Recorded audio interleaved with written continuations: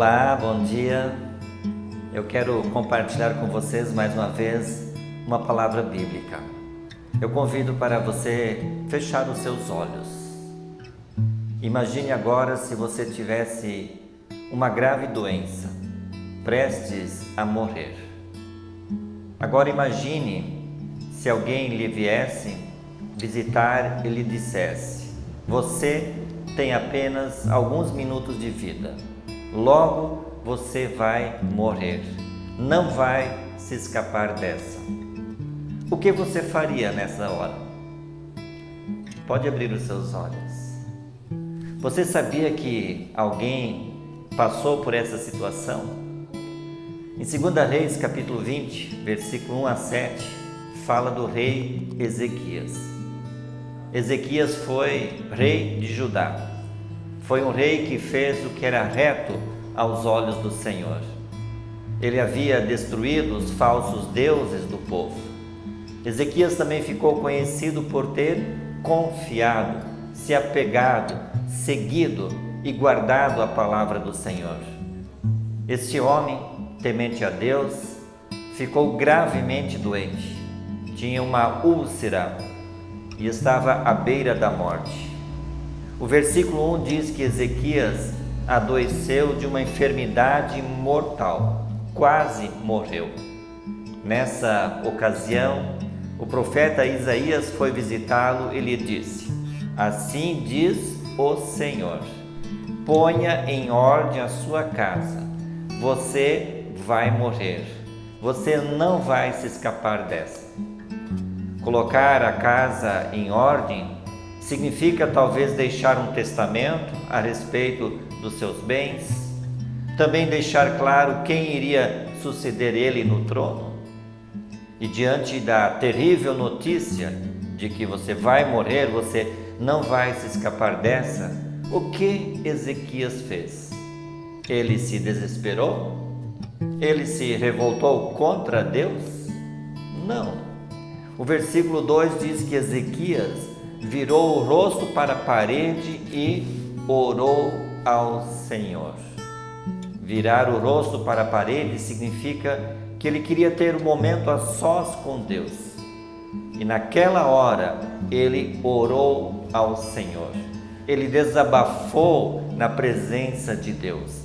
Ele derramou o seu coração diante de Deus. E como foi a oração dele?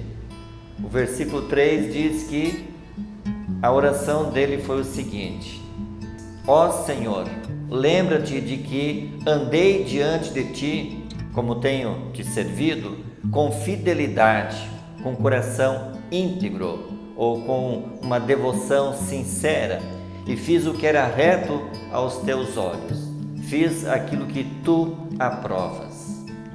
Ele se refere ao que está escrito no capítulo 18, versículo 3 a 6, porque ele havia destruído os objetos de idolatria do seu povo e foi um exemplo de confiança, de apegar-se, de seguir e de guardar a palavra do Senhor. Ezequias não quis com isso dizer que, pelo fato de ter feito o que Deus aprova, agora ele teria a obrigação de livrá-lo da morte. Mas ele expressa que o Senhor pode sim ter misericórdia dele e de que ele havia o servido com sinceridade. E depois de orar, a Bíblia diz que Ezequias chorou amargamente.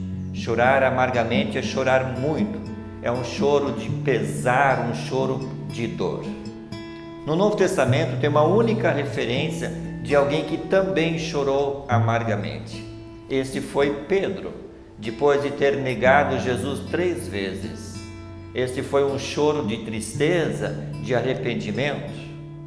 Depois de orar e chorar na presença de Deus, quando Isaías estava indo embora, Deus falou para ele, dizendo: volta e diga a Ezequias, ouvi a sua oração, eu vi as suas lágrimas. Eu amo essa primeira parte, ouvi a sua oração, eu vi as tuas lágrimas. Tem coisas que nós não conseguimos expressar diante de Deus. Tem coisas que o outro não consegue ver e nem entender, mas Deus é aquele que ouve, aquele que vê a nossa real situação. Ele enxerga além das nossas palavras e sentimentos. Isso é misericórdia de Deus. E depois da misericórdia vem 3 promessas. A primeira promessa, no versículo 5, diz: vou curá-lo. Ezequias havia pedido cura? Não. Mas Deus decidiu curá-lo.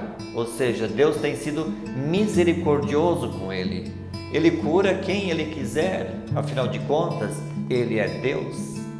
A segunda promessa, no versículo 6, Deus diz: acrescentarei 15 anos à sua vida. Entre aspas, um bônus a Ezequias, uma bondade de Deus. E a terceira promessa, no versículo 6, diz: livrarei das mãos do rei da Assíria tanto você quanto esta cidade. Deus prometeu o livramento do rei inimigo, não só ao rei Ezequias, mas a todo o seu povo foi agraciado. A promessa se estendeu a todo o seu povo. E por fim, no versículo 7, Isaías passa uma receita a Ezequias para que ele seja curado da úlcera. E ele diz: pegue uma pasta de figos e com essa pasta fizeram uma compressa e aplicaram sobre a úlcera. Não significa que essa pasta teve um poder curador, mas sim a fé naquele que disse: vou curá-lo.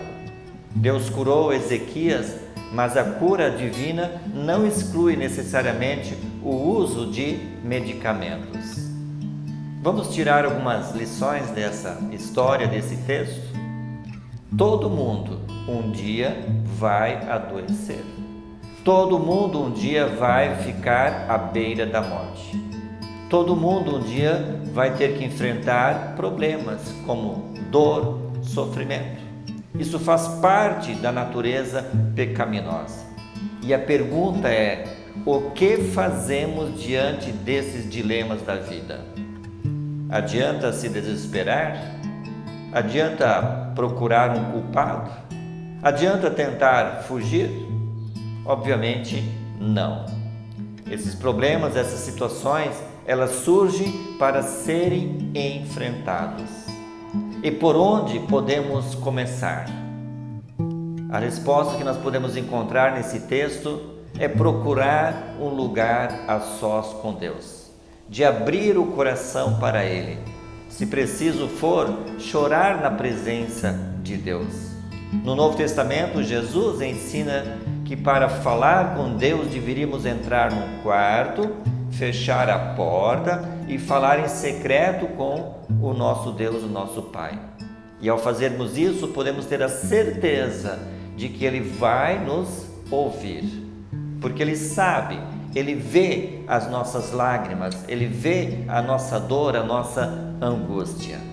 E se Ele quiser, em sua infinita misericórdia, poderá também atender a nossa oração, ter compaixão de nós, restaurar a nossa vida, transformar o nosso choro em riso, o nosso pranto em alegria. Ezequias não pediu por cura nem livramento dos inimigos, mas Deus os concedeu. E toda a cidade foi agraciada por intermédio de Ezequias. Do mesmo modo, você também poderá ser agraciado. Eu lhe convido agora para ouvir uma música, e com esta música eu quero finalizar essa gravação, desejando a você um abençoado dia. E até uma próxima. Obrigado.